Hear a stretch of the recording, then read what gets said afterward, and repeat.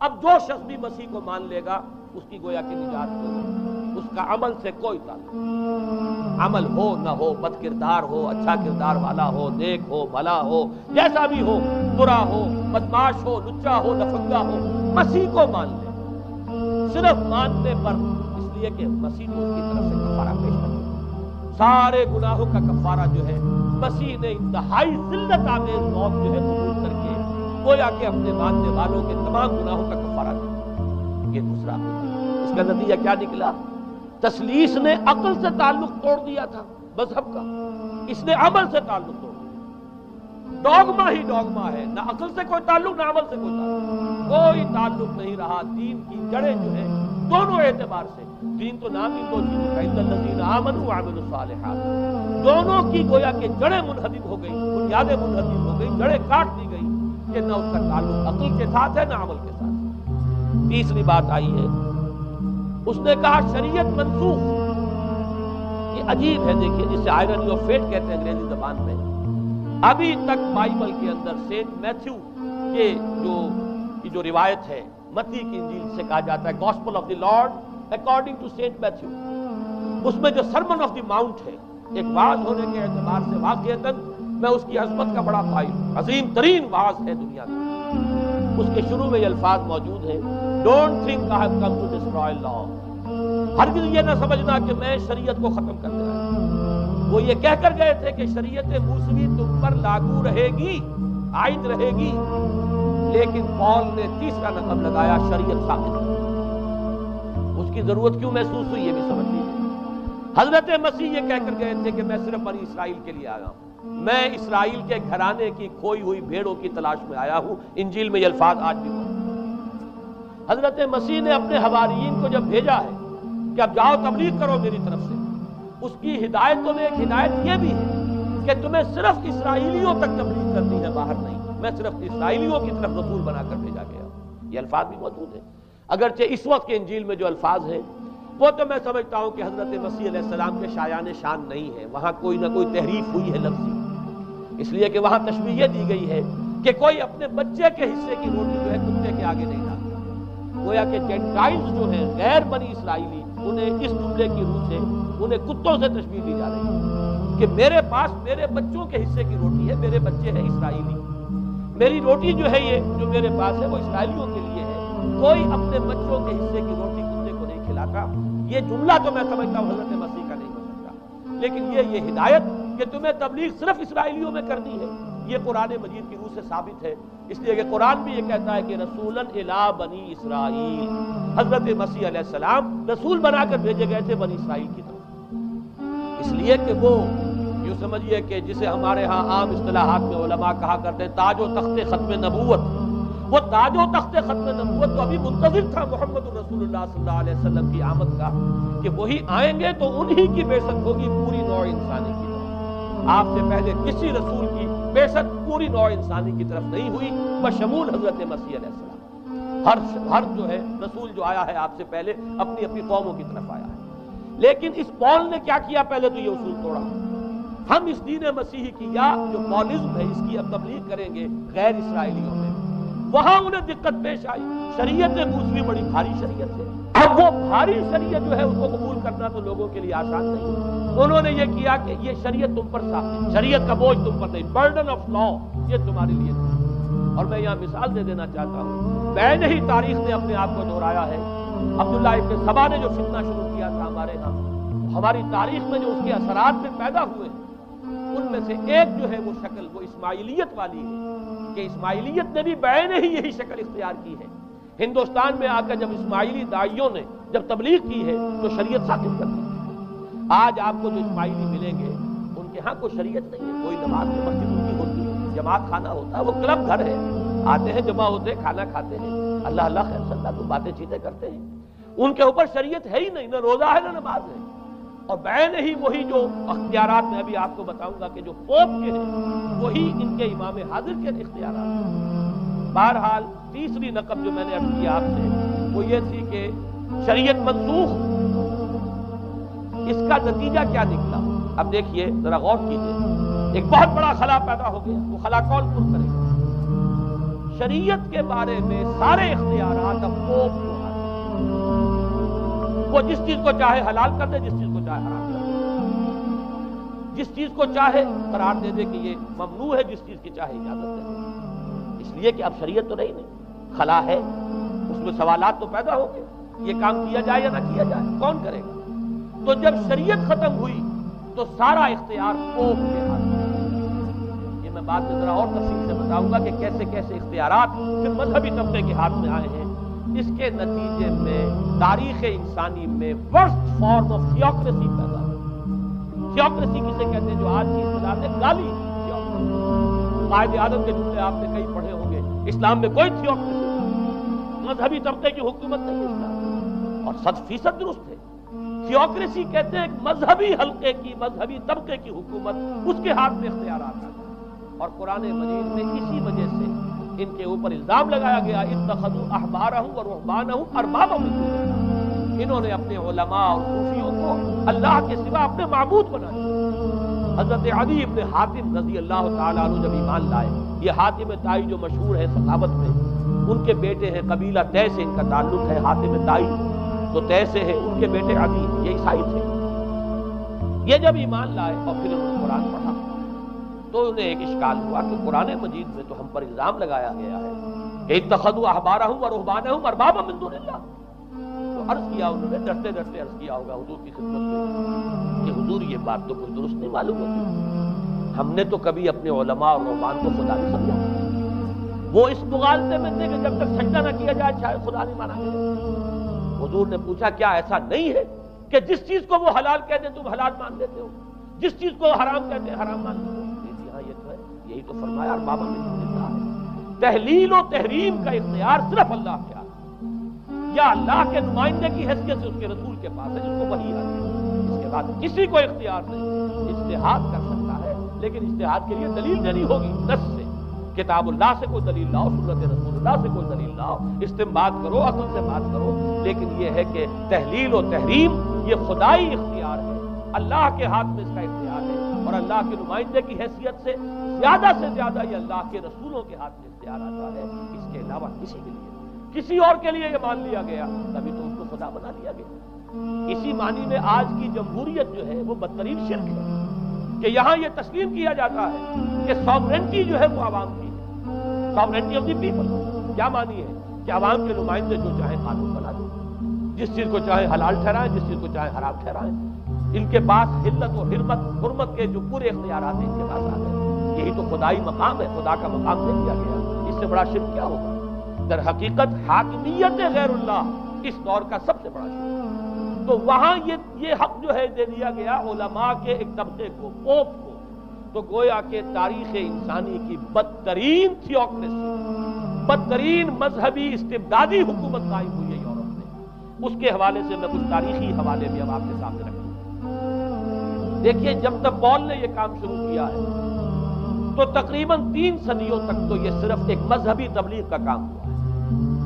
انہوں نے کوششیں کی، محنتیں کی، پیغام پہنچایا، اور جیسا کہ میں عرض کر چکا ہوں اس وقت تک گڈمٹ تھے، پال کے ماننے والے بھی تھے اور حضرت مسیح کے جو اصل صحابہ تھے جو ان کے حواریین تھے ان کے ماننے والے بھی تھے، لہذا کشمکش ان کے اندر بھی چل رہی تھی۔ لیکن ظاہر بات ہے کہ حضرت مسیح کے اصل حواریین وہ تو اول تو یہ کہ اپنی گفتگو رکھ رہے تھے محدود بنی اسرائیل تک، نمبر 2 یہ کہ انہوں نے تو شریعت کو ساقط نہیں مانا، جنگل کی آگ کی طرح جو مسیحیت پھیلی ہے وہ پالزم والی مسیحیت، اس لیے کہ اس میں تو کوئی شریعت کا کوئی بوجھ نہیں، کوئی حلال نہیں، کوئی حرام نہیں، کوئی نماز نہیں، کوئی روزہ نہیں، لہذا یہ تیزی کے ساتھ پھیلی اور 300 برس تک تو ایک کشمکش جو ہے جاری رہی۔ انہوں نے تبلیغیں کی، مصائب جھیلے، کشمکش اندر بھی چلی باہر بھی چلی۔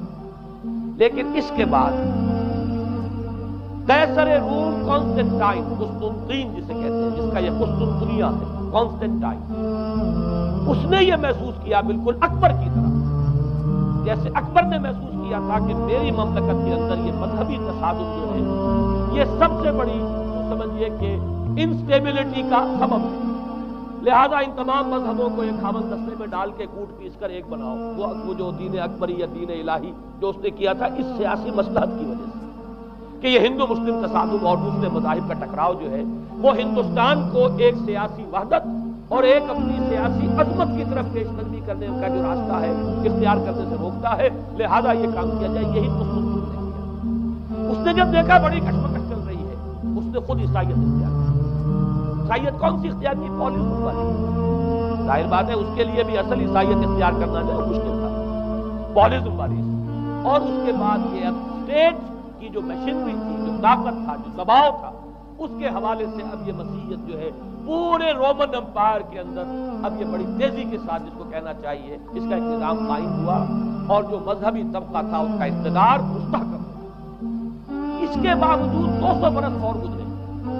یونان چونکہ بہت بڑا مرکز تھا علم کا، فلسفے کا، سائنس کا، حکمت کا، آپ کو معلوم ہے یہ تمام ارسطو ہو، افلاطون ہو، یہ سب یونان کے ہیں، ارشمیدس ہو، یہ تمام کے تمام جو بھی ہے، تو سائنس اور فلسفہ دونوں اس کا گہوارہ یونان تھا۔ یونانی حکما اعتراض کرتے تھے، لہذا سن 529 اس کو نوٹ کر دیا۔ جسٹینین ایک قیصر تھا، اب قسطنطین کے 200 برس بعد، اس نے اپنی پوری مملکت میں فلسفہ اور سائنس کی تعلیم حرام قرار دی۔ کوئی نہ فلسفہ پڑھ سکے گا نہ سائنس، جو فلسفہ پڑھے گا اس کو مرتد قرار دے دیا، زندہ آگ میں جلا دیا جائے گا۔ انکوزیشن کورٹس قائم ہوئی، وہ صرف مذہبی عدالتیں اس لیے قائم ہوتی تھی کہ جس کے بارے میں معلوم ہو جائے کہ یہ فلسفہ پڑھتا ہے یا یہ سائنس پڑھتا ہے، اس لیے کہ فلسفہ اور سائنس دونوں جڑ کاٹتے ہیں اس ڈوگما کی۔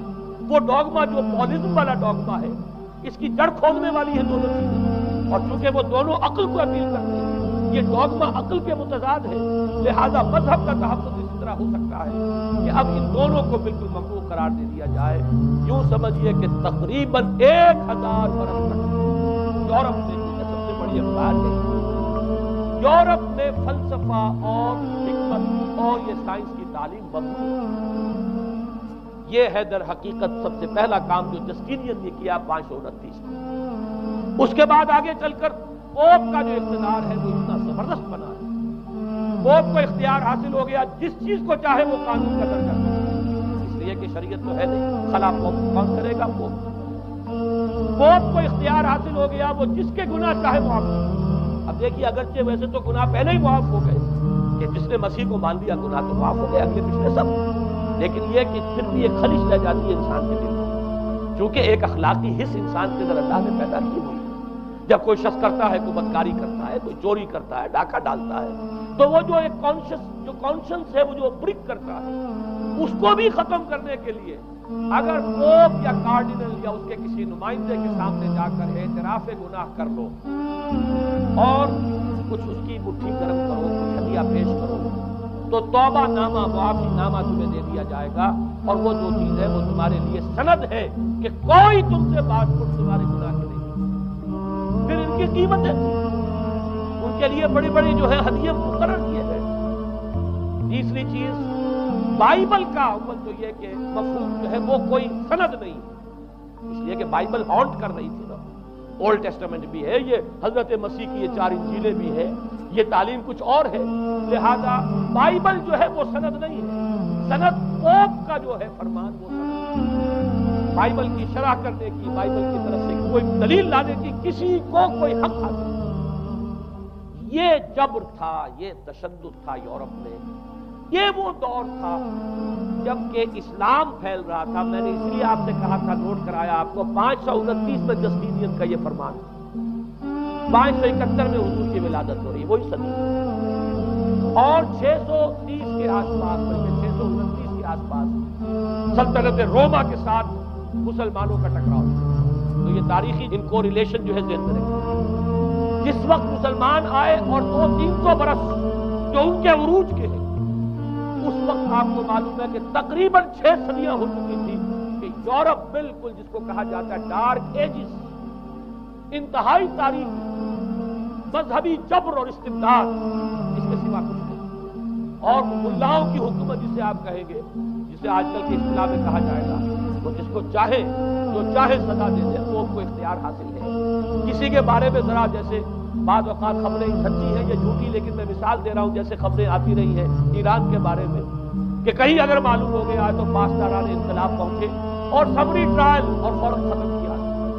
اس قسم سے انکوزیشن رپورٹ جو ہے وہ لوگ کورٹس وہاں قائم ہوئی اور یوں سمجھیے کہ لاکھوں افراد تحت کیے گئے، زندہ جلائے گئے۔ لیکن اس کے بعد جب عالم اسلام میں وہ روشنی پھیلی اور خاص طور پر بنو عباس کے زمانے میں اب بھاگ بھاگ کر وہاں جو بھی تھے فلسفے کے اور سائنس کے کوئی دلچسپی رکھنے والے وہ بھاگ کر عالم اسلام میں آ گئے۔ یہاں اب وہ کتابیں جو ہے ان سے ترتیب، خاص طور پر مامون اور ہارون الرشید کے زمانے کے اندر یہ علم جو ہے ہندوستان سے بھی لیا، یونان سے بھی لیا مسلمانوں نے، اور اس کے بعد یہ غرناطہ اور قرطبہ کی یونیورسٹیوں کے ذریعے سے اس علم نے پینیٹریٹ کیا ہے دوبارہ یورپ میں۔ دیکھیے سرکل کیسے بنا ہے، یونان کا علم آیا ہے پہلے عالم اسلام میں، مڈل ایسٹ میں، اور پھر ادھر سے ہو کر چکر کھا کر اور اسپین کی یونیورسٹیوں کے ذریعے سے یورپ میں۔ اس وقت پھر اصلاح مذہب کی تحریک شروع ہوئی اور ساتھ ہی تحریک احیاء العلوم رینیسنس، اس کے نتیجے میں وہاں بیداری پیدا ہوئی۔ لیکن یہ بیداری اب آپ نوٹ کر لیجئے، ایک تو پروٹیسٹنٹ مذہب پیدا ہوا اور کئی سو برس تک تصادم رہا کیتھولکس کے اندر اور پروٹیسٹنٹس میں۔ پورے اسلام کی تاریخ میں کبھی اتنے خونی فسادات نہیں ہوئے، کبھی بھی شیعہ سنی فساد بھی کبھی اتنا نہیں جتنا کہ کئی سو برس تک رومن کیتھولکس اور پروٹیسٹنٹس کے مابین یورپ میں ہوتا ہے۔ بلکہ اس میں تو ایسے ایسے واقعات آتے ہیں کہ لگ بھگ 10 لاکھ افراد جو ہیں وہ ختم ہوئے ہیں۔ یہ آپس کا تصادم جو تھا، پروٹیسٹنٹ مذہب جو پیدا ہوا اصلاح مذہب کی تحریک کے ذریعے سے، اور وہ رومن کیتھولک پاپائیت والا نظام، ان کے درمیان جو تصادم ہوا 10 لاکھ کی تعداد بتائی جاتی ہے۔ بلکہ فرانس کا ایک شہر ہے، وہاں تو 19 دن تک مسلسل قتل عام کیا گیا پروٹیسٹنٹ، اور وہاں حاملہ عورتوں کے جو ہے پیٹ چاک کر کے بچے نکال کر ان کو بھی جو ہے ختم کیا گیا۔ یہ سارا ظلم جو ہے وہاں ہوا ہے، تصادم ہوا ہے۔ اس کے نتیجے میں آپ خود سوچئے کہ کس قدر نفرت پیدا ہوئی عوام کے اندر۔ اس کے ساتھ ہی اب وہ علم شروع ہوا، سائنس شروع ہوئی۔ لہذا علم اور سائنس دونوں کی جڑ میں مذہب سے شدید نفرت ہے۔ یہ ہے وہ سبب کہ جس نے یہاں سے راستے علیحدہ کر دیے، اور مذہب چونکہ جبر کرتا ہے، مذہب چونکہ عقل کے اوپر بیڑیاں بٹھاتا ہے، پہرے بٹھاتا ہے، بیڑیاں ڈالتا ہے، اور مذہب چونکہ تشدد کرتا ہے، لہذا مذہب کے خلاف ایک نفرت، ایک ریئیکشن، یہ ہے اس ساری سائنسی ارتقاء اور سائنٹیفک اور ٹیکنالوجیکل ڈیولپمنٹ ہوئی ہے، اس کی جڑ میں مذہب سے نفرت جو ہے اس کے بیج بو دیے گئے۔ اور یہ 200-250-300 سال میں اب یہ جو چناور درخت بن کر آیا ہے کہ ایک طرف سائنس کی ترقی، ٹیکنالوجی کی ترقی، آسمان کو چھو رہی، آج انسان چاند کے اوپر تو انسان کے قدم جو ہے پہنچ چکے ہیں، اور آپ کا ایک راکٹ جو ہے وہ پورے تمام سیارے جو ہیں جو ہمارے سولر سسٹم کے ہیں ان سب کا چکر لگا کر، اور وہ اس سے باہر چلا گیا ہے، خلا کے اندر کہاں گیا کچھ پتا نہیں۔ لیکن یہ کہ تقریباً یوں سمجھیے کہ سن 77 کا چلا ہوا وہ، اور 12 برس تک اس نے سفر طے کیا ہے، کم سے کم سولر سسٹم کا جو ہے پورا جو ہے۔ اور جو میں نے آپ کو وہ حدیث سنائی، ان کے حوالے سے بات کیا سمجھ میں آئی کہ یہ سائنٹیفک، ساری کی ساری سائنٹیفک ڈیولپمنٹ، یہ ٹیکنالوجیکل ڈیولپمنٹ، لیکن چونکہ اس کے ساتھ مذہب کا انکار ہے، خدا پر ایمان نہیں ہے، آخرت کا یقین نہیں، روح کا گویا کہ انکار، روحانیت تو بہت دور کی بات ہے، روح کا بھی انکار۔ نتیجہ یہ ہے کہ ان دونوں چیزوں کے مابین وہ گیپ، جسے میں نے کہا تھا ایپالنگ گیپ، ایک بہت بڑا گیپ ہے جو پیدا ہو چکا ہے۔ اب میں حدیث آپ کو سنا رہا ہوں، بخاری شریف میں جو روایت ہے حضور نے فرمایا کہ دجال کے ماتھے پر لکھا ہوا ہوگا کافارا، کفر۔ الفاظ یہ ہے انہو مکتوب بین عینیہ کافارا، علیحدہ علیحدہ، یقرأہ کل مومن کاتب و غیر کاتب، وہ اس طرح نمایاں لکھا ہوا ہوگا کہ ہر شخص اسے پڑھ لے گا، چاہے وہ لکھنے والا ہو چاہے نہ ہو، لکھا پڑھا ہو چاہے نہ ہو۔ یعنی اس تہذیب کی پیشانی پر کفر لکھا ہوا، مذہب سے دشمنی، مذہب سے بغض، مذہب سے دوری، مذہب کی ہر چیز کی تبدیلی۔ آج جو ایک ورلڈ سویلائزیشن، ایک عالمی تہذیب ہے جس کا کہ غلبہ ہے ہمارے اس پورے گلوب پر، اس میں 3 چیزوں کے مقابلے میں 3 چیزوں کی اہمیت ہے۔ خدا کی اہمیت نہیں ہے، ہوگا، ہم انکار بھی نہیں کرتے، لیکن ہم جانتے بھی نہیں کہ ہے کہ نہیں۔ ہاں، اہمیت کائنات کی، غور کرو، کائنات کے قوانین کو سمجھو، ایکسپلائٹ کرو، قوت جو ہے نیچر کی قوت اس کو مسخر کرو، اس کو استعمال کرو، ہوگا خدا، ہے یا نہیں ہے چھوڑو اس بحث کو۔ اصل اہمیت جو ہے وہ کائنات، اسی طرح اصل اہمیت اس جسم کی مادے کی ہے. روح ہوگی کوئی شے ہمیں نہ ہم دیکھ سکتے ہیں, نہ ہم اسے چھو سکتے ہیں, نہ چکھ سکتے ہیں, ہوگی. لیکن یہ کہ اصل جو ہے اہمیت وہ مادے کی اور جسم کی, اس کی فکر کرو. اسی طریقے سے حیات دنیاوی, اصل شے حیات دنیاوی, اس کو بناؤ, سنوارو, بہتر سے بہتر زندگی گزارو, ویلفیئر اسٹیٹ ہو, بہت ہی عمدہ ماحول ہو اور ہر چیز کو, لیکن حیات اخروی ہوگی. اب تو آرام سے گزرتی ہے, آخرت کی خبر ہوتا ہے یا نہیں ہے, اس سے ہمیں کوئی بحث نہیں. تین چیزوں کے مقابلے میں تین چیزوں کی اہمیت, یا یوں کہیے کہ تین چیزوں کے مقابلے میں مقابل کی تین چیزوں کو بالکل غیر اہم, اس کی طرف کو توجہ کا ارتکاز کائنات پر ہے. ذات باری تعالیٰ, ذات و صفات باری تعالیٰ ایک صرف علمی موضوع ہے, اصل توجہ کی شے کائنات. روح ہوگی کوئی شے, اصل شے جسم ہے, مادہ. حیات اخروی ہمیں نہیں پتا, کسی نے واپس آ کے خبر نہیں کی, لہذا ہم نہیں کہہ سکتے ہیں کہ نہیں. البتہ یہ کہ حیات دنیا بھی تو ہے, اس کو مضبوطی کے ساتھ تھامو, اس کو بہتر بناؤ. توجہ کا اصل ارتکاز حیات دنیا بھی پر. یہ ہے وہ گلوبل سویلائزیشن جو در حقیقت یورپ سے ابری, اور یورپ سے ابری ہے, اس کی بنیاد میں مذہب کی دشمنی موجود تھی. جو رد عمل تھا در حقیقت اس پاپائیت کے نظام کا, جو مولزم کے ذریعے سے دنیا میں قائم ہوا, یہ وجہ ہے. اور آج انسان جہاں کھڑا ہے وہ انتہائی ہولناک جنگ جو ہے وہ اس کے سر پر ایک خطرے کے طور پر. دو جنگیں اس ایک صدی میں ایسی ہو چکی ہیں جنہیں آپ نے ورلڈ وار 1 اور ورلڈ وار 2, اتنے بڑے پیمانے پر قتل و غارت دنیا میں پہلے کبھی نہیں. اس لیے کہ پہلے فوجوں کی جنگیں ہوتی تھیں, آبادیوں پر جا کر کہیں کوئی قتل عام ہو گیا, ورنہ یہ کہ قبضہ لیا. پہلے وہ کسی اور کی ریت ہے, اب کسی اور کی ریت ہو گئی. آیا بابر آیا, اس نے پانی پت کے میدان کے اندر ابراہیم لودھی کو شکست دے دی. دلی میں آ کر اس نے کسی کا خون نہیں بہایا, بس وہ آ کے تخت پر قابض ہو گئے. کہیں کہیں ہوئے ہیں فتنے یا پھر عذاب الہی آتے رہے ہیں کہ رسولوں کے انکار کی سزا کے طور پر قوم نسیہ منسیہ کی. لیکن جنگیں جو دنیا میں ہوتی ہیں, وہ جنگوں کا معاملہ جو ہے وہ اس نوعیت کا ہوتا ہے. وہ فوجوں کے درمیان ٹکراؤ ہوتا تھا, میدان جنگ میں کشتوں کے پشتے لگتے تھے, لیکن اس کے بعد نہیں ہو گیا. کہیں کسی نے بہت غصہ نکالا, لیکن اس صدی میں اب جو جنگیں اس سے تو ملک کے ملک تحت آبادیاں ختم ہوئی. اور جو تیسری جنگ ہوگی یہ جان لیجئے, آخر انسان کب تک اسے ٹالے گا. رشیا کے بارے میں یہ سمجھنا کہ وہ پیچھے ہٹ گیا ہے, پشپائی اختیار کر لی, اس نے بہت بڑی حماقت ہے. وہ در حقیقت جب ڈپلومیسی کی راہ سے سپریمیسی چاہتا ہے, لہذا تصادم تو ہو کر رہے. مولانا مناظر اعظم گیلانی رحمۃ اللہ علیہ کے خیالات جو ہیں وہ مجھے اس سورہ کہف کے ابتدائی آیات کے ذکر میں مجھے ان سے اتفاق ہے, بہت سی چیزیں ان سے معاف نہیں.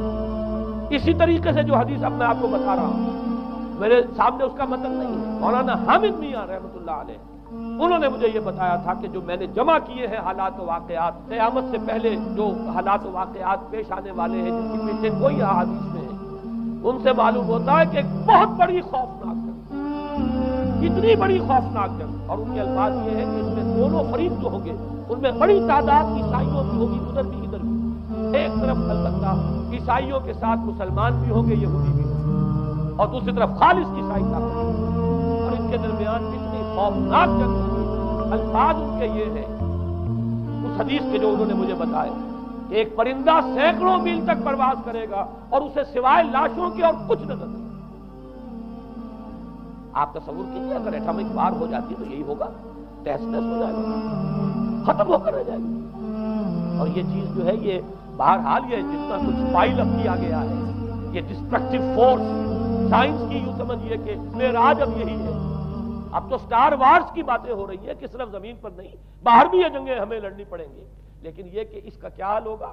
امریکہ میں ایک پکچر تیار کی گئی تھی, دی ڈے آفٹر غالباً اس کا نام ہے. اس میں ایک نقشہ دکھایا گیا ہے اس قدر ہولناک کہ یہ 100 اور اونچی منزلہ عمارتیں جو ہے یہ ایسے جیسے کہ کچے گھروں میں ہوتے ایسے وہ پگھل کر رہ جائیں گے. اور یوں سمجھیے کہ انسان جو ان کے اندر ہوں گے, ایک ایک منزل کے اندر, ایک ایک ایسی 100 منزلہ عمارت کے اندر ہزاروں آدمی ہوتے ہیں, جیسے کہ کوئی ایسی کالونی ہو کوئی ڈیوٹیوں کی, اور اس پوری کالونی کو آپ اپنے پاؤں سے مسل گئے. ایسے انسانوں کا اگر وہ جنگ ہو جاتی جس کا نقشہ کھینچا گیا.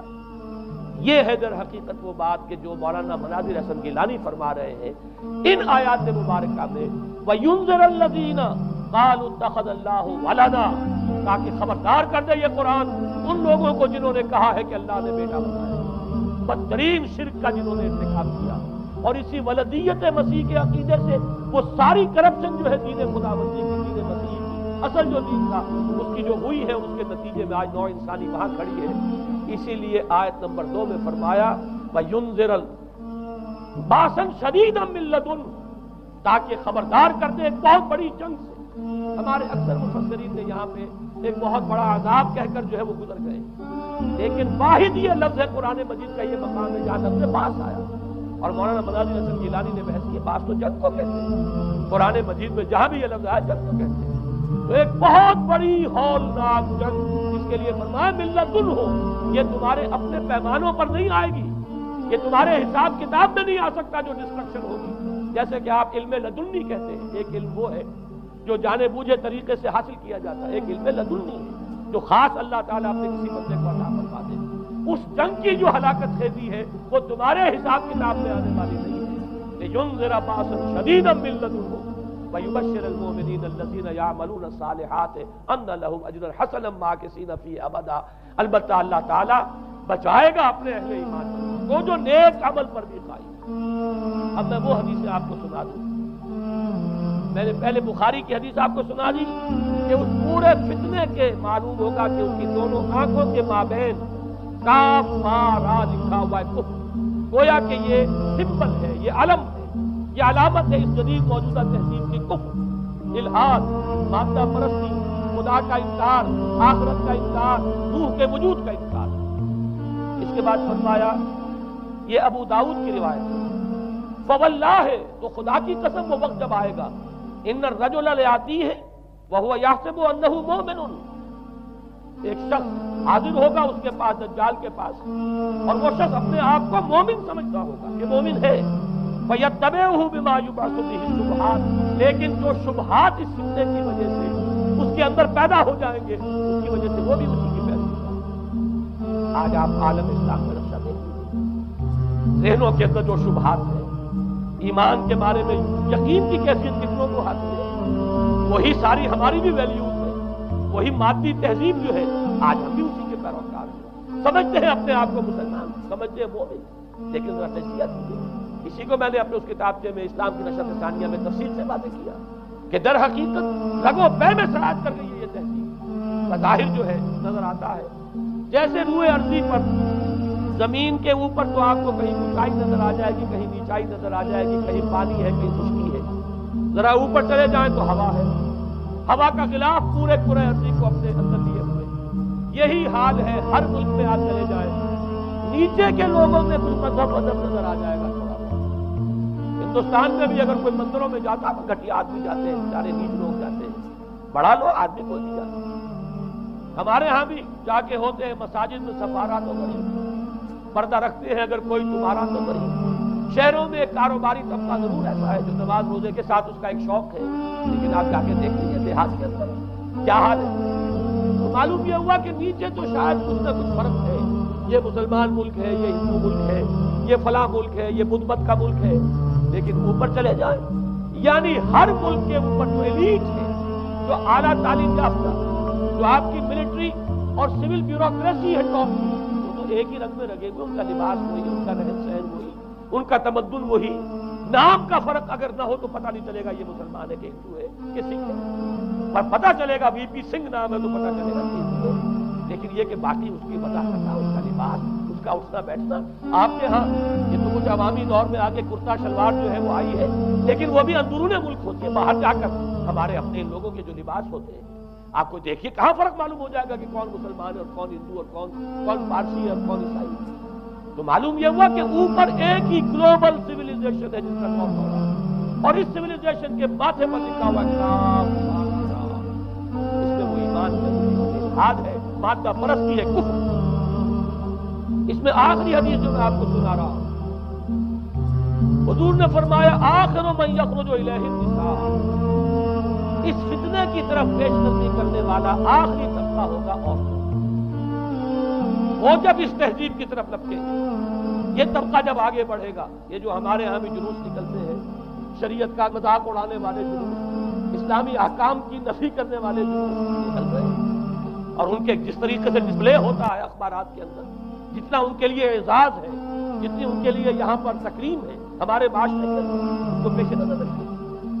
آخر من یخرج الیہ النساء حتی ان الرجل لیرجع الی امہ و ابنتہ و اختہ و عمتہ فیوثقها رباطا، یہاں تک کہ بندہ مومن کا حال یہ ہو جائے گا کہ وہ دوڑے گا اور کوشش کرے گا اپنی ماں کو، بیٹی کو، بہن کو، پھپھی کو باندھ کر رکھے کہ وہ نکلنا چاہے۔ یہ حال ہو جائے گا کسی شخص کا۔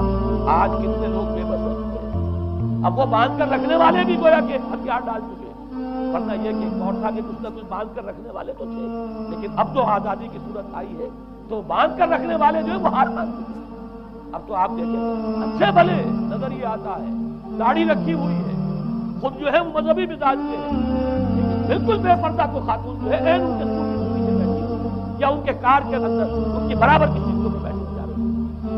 بے پردگی، یہ اباحیت، ہمارے اخبارات کا جو حال ہے اس کو دیکھیے۔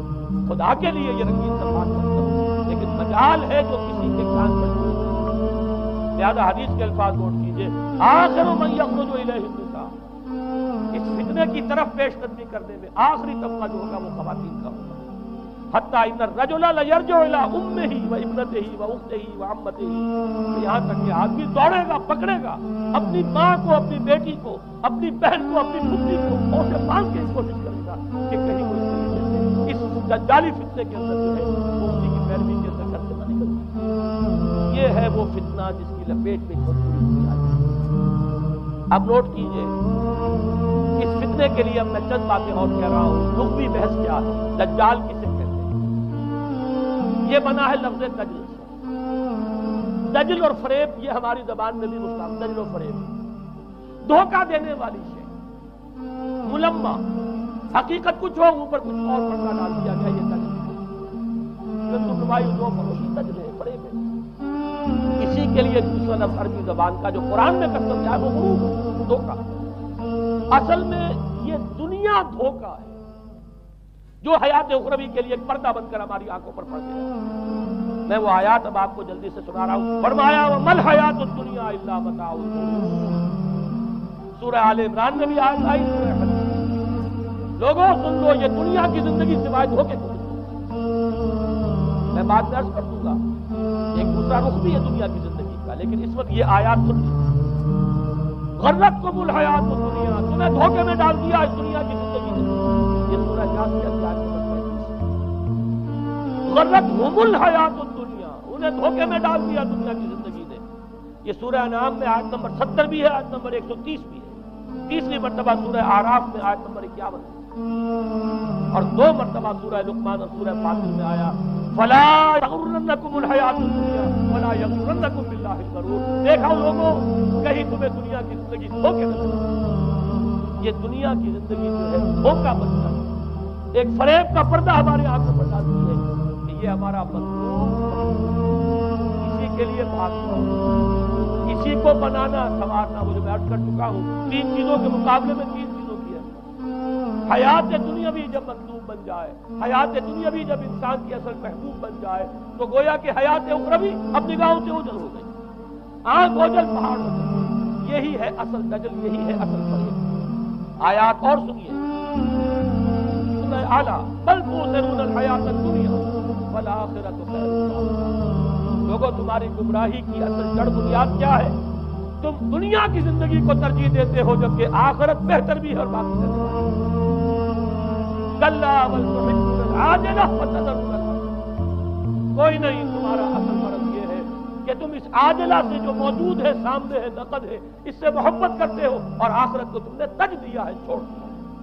یہ سورہ قیامہ اور اس سے اگلی سورت جو ہے وہ آپ کے علم میں ہے، سورۃ الدہر۔ اس میں فرمایا گیا ان ہؤلاء یحبون العاجلۃ ویذرون وراءهم یوما ثقیلا۔ ان لوگوں کا اصل مرض یہ ہے کہ اس عاجلہ کو پسند کرتے ہیں، اس سے محبت کرتے ہیں، اور پیچھے وہ جو بھاری دن آنے والا ہے اس کا خیال انہوں نے دل سے نکال دیا۔ یہ ہے در حقیقت اصل فساد، اصل فتنہ، اصل گمراہی، 100 خرابیوں کی جڑ ایک طرف۔ اب اسی کا ایک نتیجہ نکلتا ہے کہ دنیا جتنی حسین بنتی چلی جائے گی اتنا ہی فتنہ شدید سے شدید تر ہوتا چلا جائے گا. یہاں جتنی آسائشیں ہوں گی اتنا ہی آپ پر غفلت کا پردہ طاری ہوگا. اور آپ کو معلوم ہے کہ پوری سائنٹیفک جو بھی ڈیولپمنٹ ہے اس کا حاصل کیا ہے. یورپ میں جائیے واقعتاً دنیا بڑی حسین ہے. امریکہ میں جائیے واقعتاً بہت حسین ہے. ابو ظبی میں جائیے بڑی حسین نظر آئے گی دنیا. گورنیشن جس طریقے کے آباد ہے. یہ دنیا کا حسن جتنا بڑھے گا اتنا ہی یہ آنکھوں پر اور بھاری پردہ ڈال دے گی. آخرت سے آپ کو غافل کر دے گی. یہی دجل ہے, یہی فریب ہے, یہی فتنہ ہے دجال.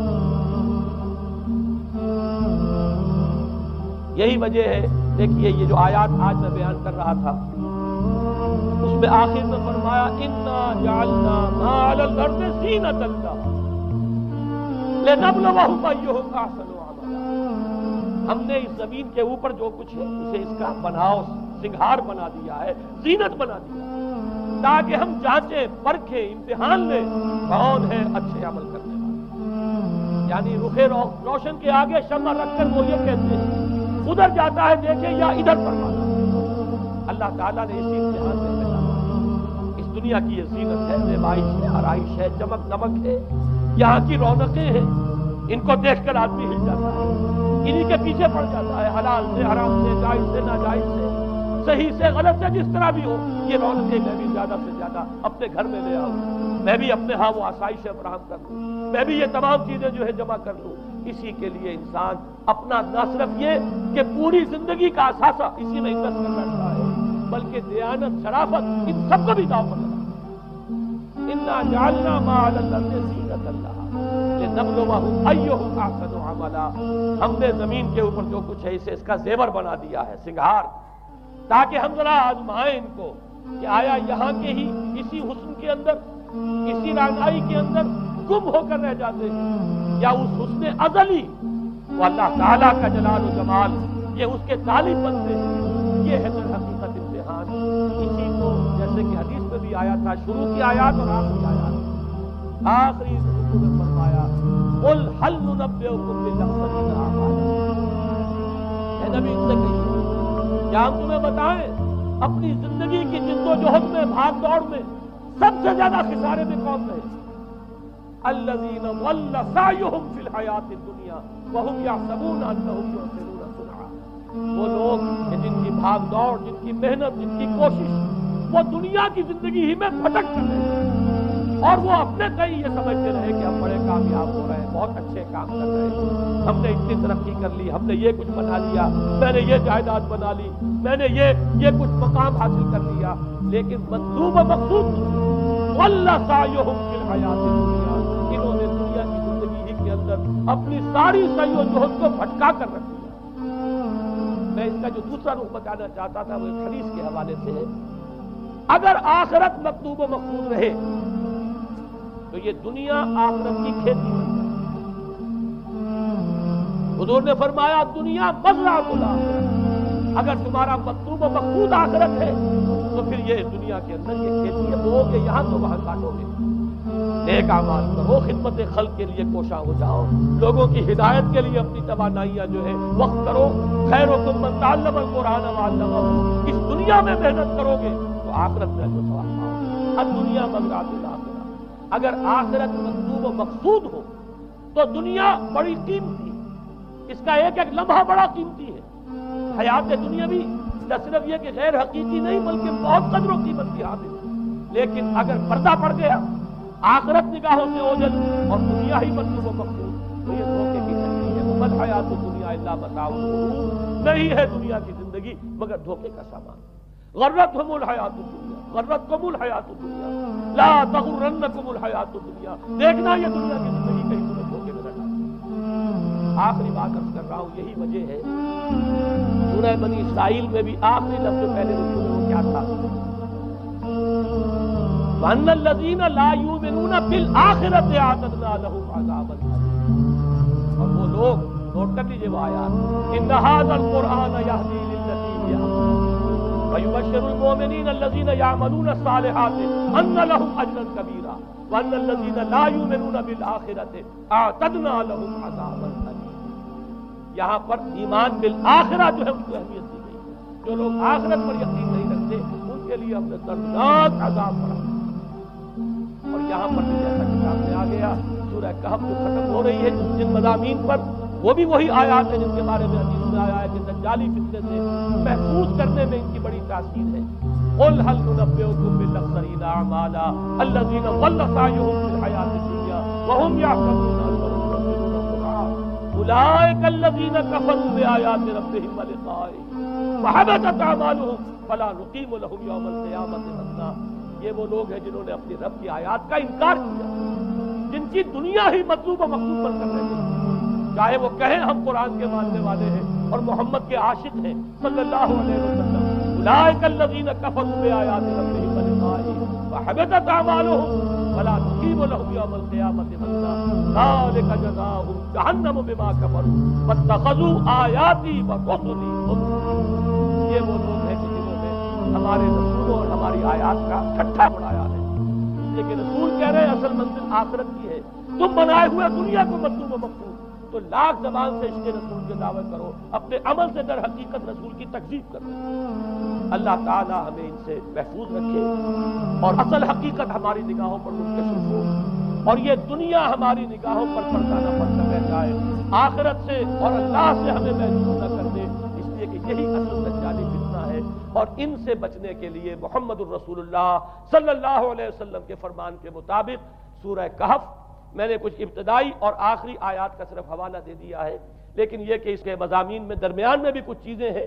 اب میں اس طرح ایک ایک لفظ کے حوالے سے تو آئندہ ان کا تذکرہ نہیں کر سکوں گا، لیکن یہ ہے کہ میں موٹے موٹے مضامین انشاءاللہ سورہ کہف میں اس موضوع سے متعلق بیان کروں گا۔ اقول قولی ھذا واستغفر اللہ لی ولکم ولسائر المسلمین والمسلمات۔